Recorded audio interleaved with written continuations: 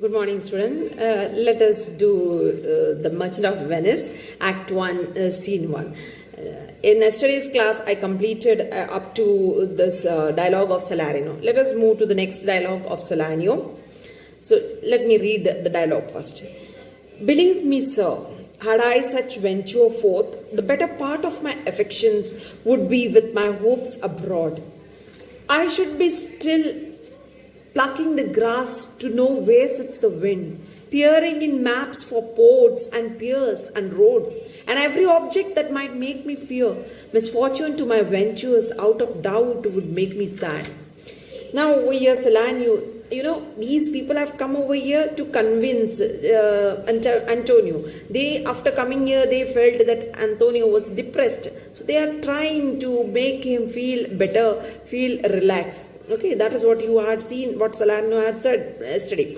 Today, now Salarino, what he says, believe me, sir, so just believe me, trust me, he says, believe me, sir, had I such venture forth, if at all I would have had such venture in the sense over here, business, when such ventures forth, if I had such commercial operations abroad, somewhere abroad, this is what he says. The better part of my affections would be with my hopes abroad. So the better part, my thought, my feelings, my concerns too would have been overseas. If I would have had my ships at seas, okay, my thought, my feeling too would have, my concern would have been over the sea.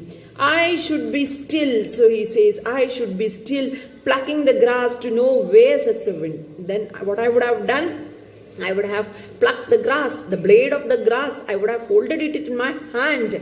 I would have folded it like this in the hand and would have checked out where the wind was blowing, which side the wind was blowing, to find the direction of in order to know the direction of the wind, I would have folded the blade of grass in my hand and would have checked the direction of the wind. This is what he says over here.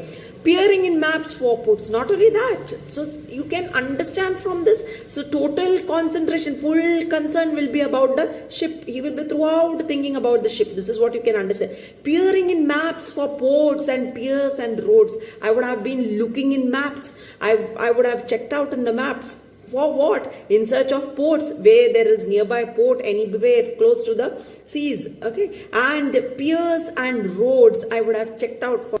I would have checked out for harbors, piers in the sense harbors. I would have checked out for another channels through which I could have come out with my ships. I would have given orders so that my ships would have brought safely out from the storm, from the wind. I would have checked all possible ways to come out from that dangerous situation. Okay, so he is saying over here that he would have been very much upset about the thing, if at all, if he was having ship. So from all these things you can understand, they were feeling, these people, Antonio's friends were all feeling over here that Antonio was worried about the ships at sea. That is why they are speaking like this. If at all, he is not having any ship in the sea. Salarino is not having any ship in the sea. But still he says, if at all I was having some business venture like this of yours at sea, then these things would have happened. I would have thought like this. Plucking the grass, I would have stood. Okay, plucking the grass in the sense the blade of the grass. When you hold the blade of the grass, you can see. Blade in the sense, the leaves, what do you say? We never say leaves of the grass. We say blades of the grass. Okay, grass. So the blades of the grass, the way it moves, whichever direction it blows, that shows the direction of the wind. So in order to check the direction of the wind, he would have holded the blade of the grass in his hand and would have checked out for the direction of the wind. And after checking it, he would have not kept quiet. Then what he would have, next step, he would have looked into the maps, in search of the ports, in search of the harbors, in search of the roads, channels, right?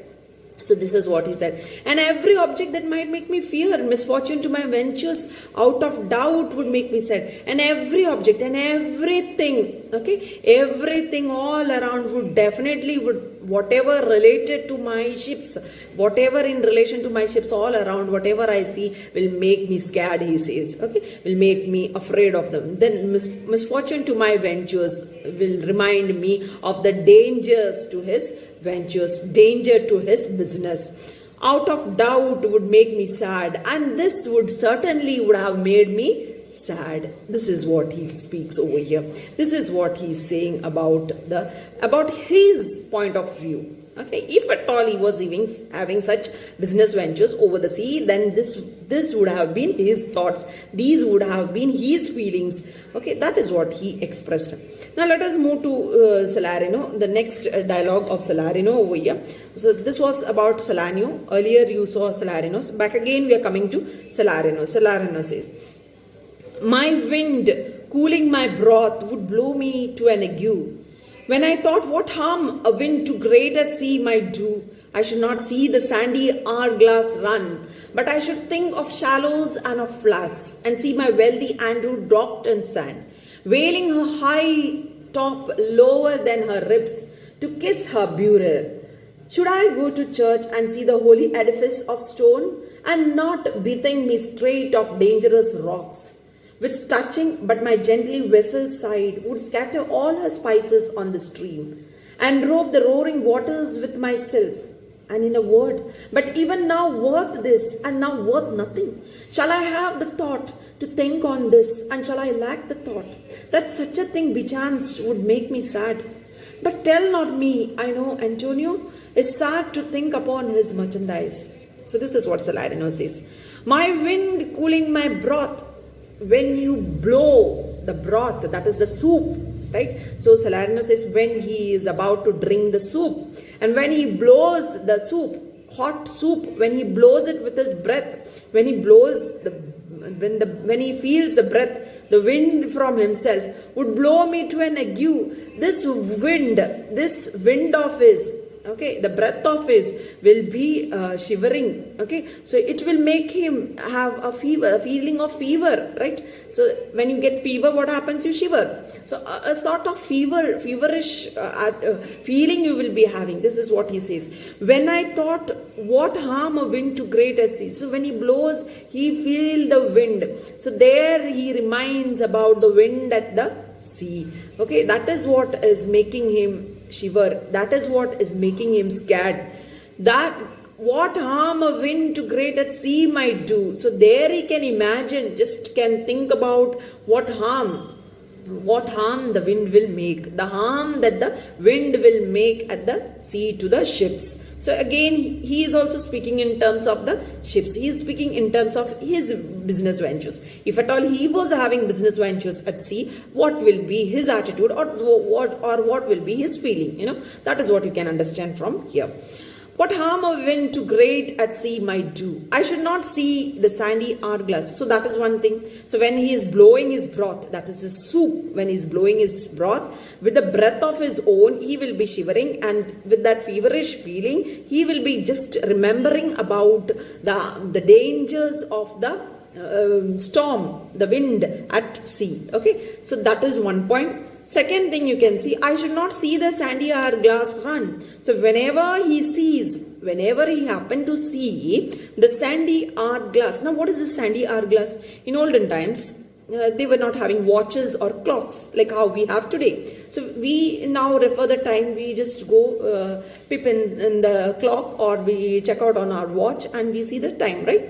Olden days, there wasn't any watch, there wasn't any clock. So people used to calculate the time with this sandy hourglass. You might have seen this at many places, you might have seen. Some of you might be having it at home also, sandy hourglass, like two apparatus of glass. Okay, in which one of the apparatus will be holding sand in it, and there will be a small outlet through which it will be falling to the next glass, and the reverse of it. When it falls totally, you just turn it upside down, right? Like that, the time is calculated. So that the same thing is being spoken over here, sandy hourglass. So in that hourglass, you have sand. So looking at the sand, what reminds him? He speaks over here. We have nothing to do with the sandy hourglass. So when he looks at the sandy hourglass, what he feels, what he thinks, then it reminds him of the sea. That is what is being said over here. But I should think of shallows and of flats. So when he look at this sandy hourglass, it reminds him of the shallows, that is of the waters. It reminds him of the water.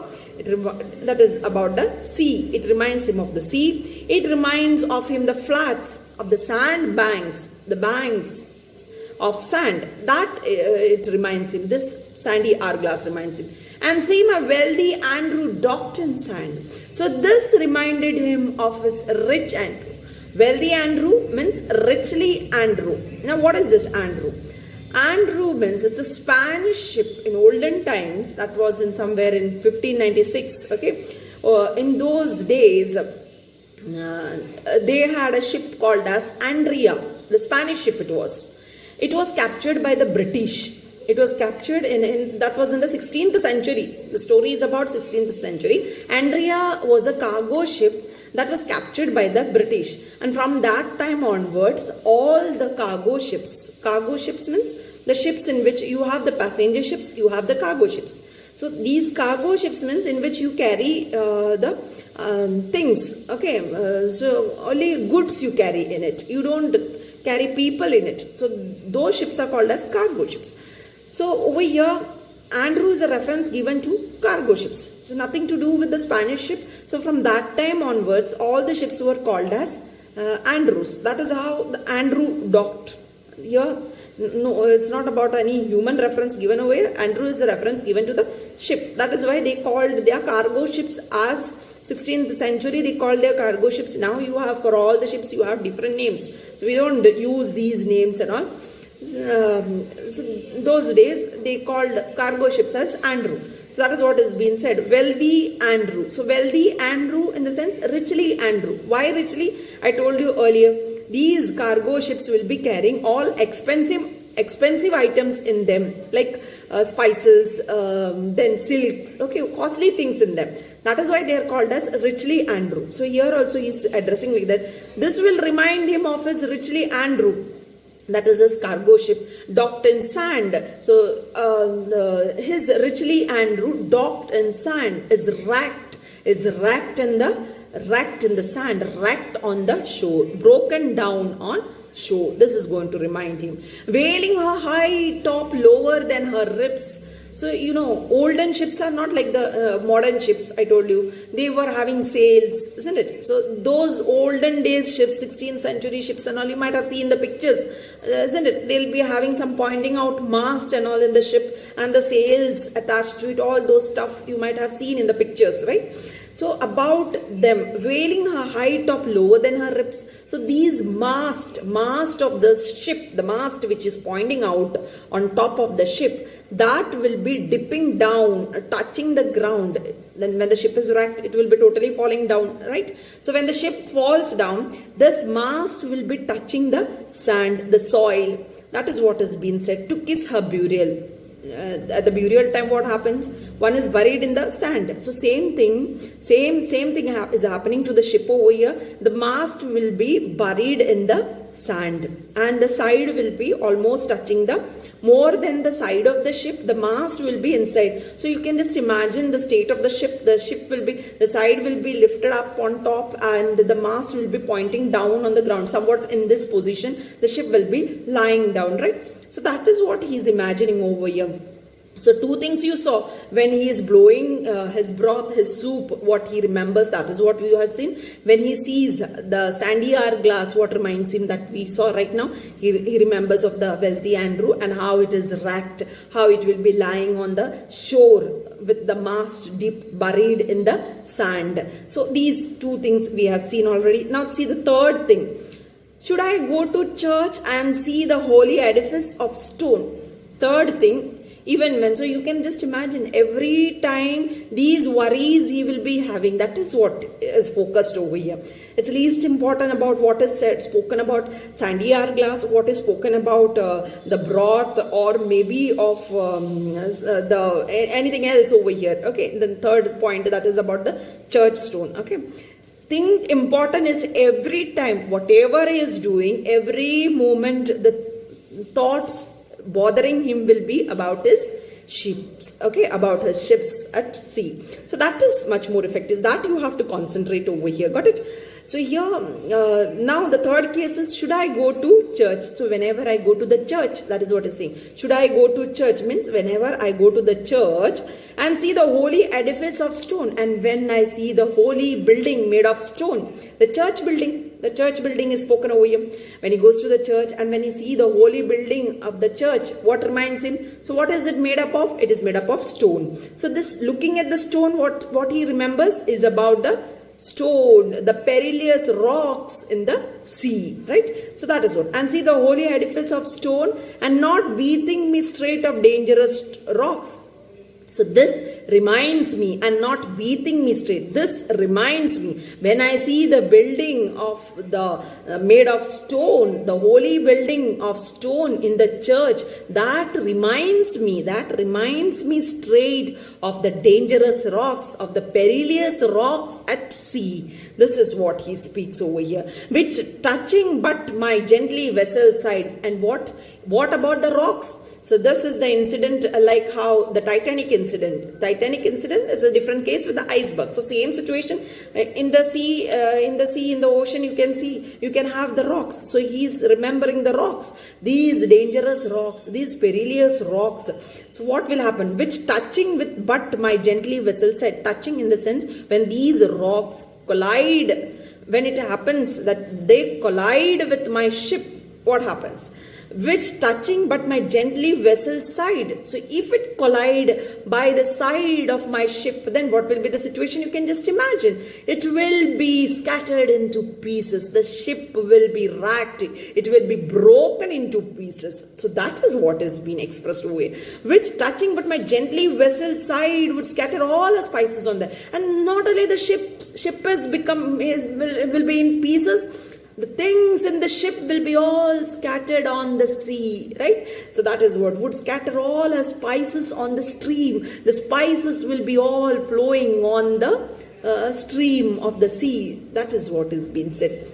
It will break the ship into pieces, and all the wealth inside the ship, whatever the ship was carrying, will be scattering on the sea. This is what has been said. And robe the roaring waters with my silks, and the roaring water will be in with my silks. Okay, the cloth, the cover, the water will be covered with my cloth. That is the silks I told you. These ships are carrying expensive silks and spices. Spices will be scattering on the sea, and the water will be covered with the silk. This is what he is imagining.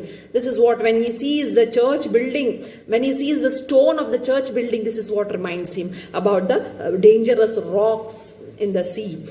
Then, and in a word, but even now worth this and now worth nothing. So this is what he's saying. A moment ago, and in a word, so briefly he's speaking over here, a moment, but even now worth this. A moment ago, the cargo was valuable. It was very expensive. The cargo was very expensive for a few minutes back. It was very expensive, and now no value. That is what has been said. Okay, which was very expensive, but now it is worth nothing. Now it is useless. It has become useless. Okay, no value at all. It is of no worth, right? That is what it is, and now worth nothing. Shall I have the thought? Okay, so these thoughts is worrying him. So when I think about all these things, to think on this, and shall I lack the thought? So he say, if I could have imagined this is about to happen, then I could just imagine about the disaster or the sorrow or the sadness that is going to cause after knowing such a danger. That is what is being said. Okay, if I can imagine these things. Now these three situations are imagined. When he sees the soup, when he blows the soup, what reminds him? When he sees the hourglass, what reminds him? When he sees the building stones of the church, the holy building stones of the church, what reminds him? Then that is what, if I can just see these things and I can just feel these, or I can get these type of thoughts, then one can just imagine what it will be when I come. Okay, if I imagine the grief of it, the outcome of it.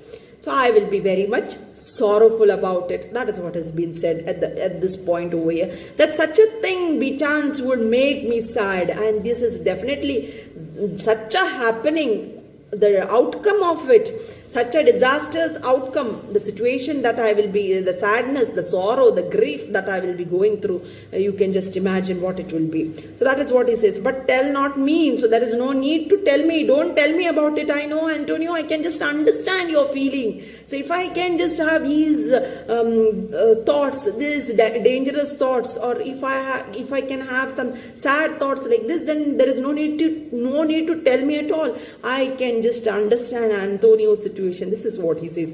It's sad to think upon his merchandise, that he is to think of the possible problems that one has to face of his business ventures. I can understand the situation of Antonio. This is what is said.